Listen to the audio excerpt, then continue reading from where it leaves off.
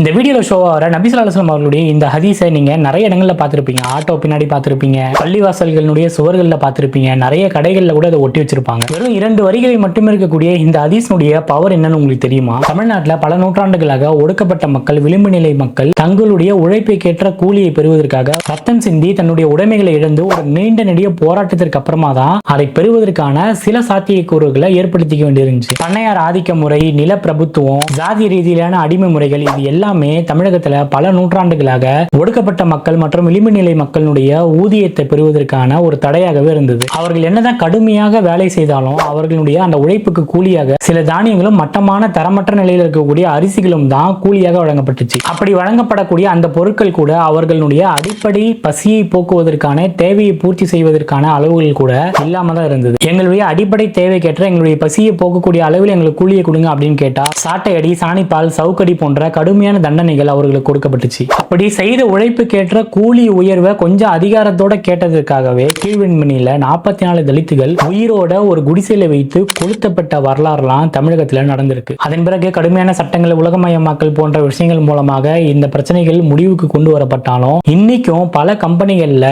தன்னுடைய உழைப்புக்கேற்ற கூலி எங்களுக்கு கிடைக்க மாட்டேங்குது அப்படின்னு சொல்லி தொழிலாளர்கள் தங்களுடைய நிறுவனத்திற்கு எதிராக போராடக்கூடிய அந்த நிகழ்வுகளை நம்ம பார்த்துட்டு தான் இருக்கோம். இஸ்லாம் இந்த மாதிரியான கடுமையான சட்டங்கள் மூலமாக இந்த பிரச்சனையை முடிவுக்கு கொண்டு வராம தொழிலாளிகளுக்கும் முதலாளிகளுக்கும் இருக்கக்கூடிய அந்த ஏற்றத்தாழ்வுகளை கலைக்கக்கூடிய வேலையை பார்த்தது. உதாரணத்துக்கு தொழுகைக்கான நேரம் வரும்போது ஒரே வரிசையில தொழிலாளியும் முதலாளியும் நின்று தொழக்கூடிய அந்த சூழ்நிலை ஏற்படும். சோ என்னை விட இவன் தாழ்ந்தவன், என்னை விட இவன் உயர்ந்தவன் அப்படிங்கிற அந்த எண்ணம் அந்த இடத்திலேயே உடைபற்றும். இந்த மாதிரியான இறையியல் சமத்துவத்தின் மூலமாக இந்த வேறுபாடுகளை எல்லாம் இஸ்லாம் எப்படி கலைத்தது அப்படிங்கறத பத்தி நான் தனியா ஒரு வீடியோ போட்டிருக்கேன். அந்த வீடியோ வந்து ஷார்ட்ஸ்ல லிங்க் பண்ணிருக்கேன், அதுல போய் பாருங்க, உங்களுக்கு டீடைலா புரியும். அடுத்த முறை நபி ஸல்லல்லாஹு அலைஹி வஸல்லம் அவர்களுடைய இந்த நபிமொழியை நீங்க பார்க்கும்போது இது ஒரு சாதாரண 2 வார்த்தைகளாக கடந்து போயிடாம இதுக்கு பின்னாடி இப்படி ஒரு நீண்ட வரலாறு இருக்கு, அதற்கு இஸ்லாம் இப்படி ஒரு தீர்வை கொடுத்து முற்றுப்புள்ளி வைத்தது அப்படிங்கிற அந்த எண்ணத்தோட நீங்க அந்த நபிமொழியை படிங்க. இன்னும் இது போன்ற பயனுள்ள வீடியோக்களை நீங்க பார்க்கணும்னா நம்மளோட இந்த பேஜை ஃபாலோ பண்ணிக்கங்க. அடுத்து இதே போல ஒரு நல்ல கண்டென்ட்டோட நான் உங்களை சந்திக்கிறேன். அஸ்ஸலாமு அலைக்கும் வரஹ்மத்துல்லாஹி வபரகாத்துஹு.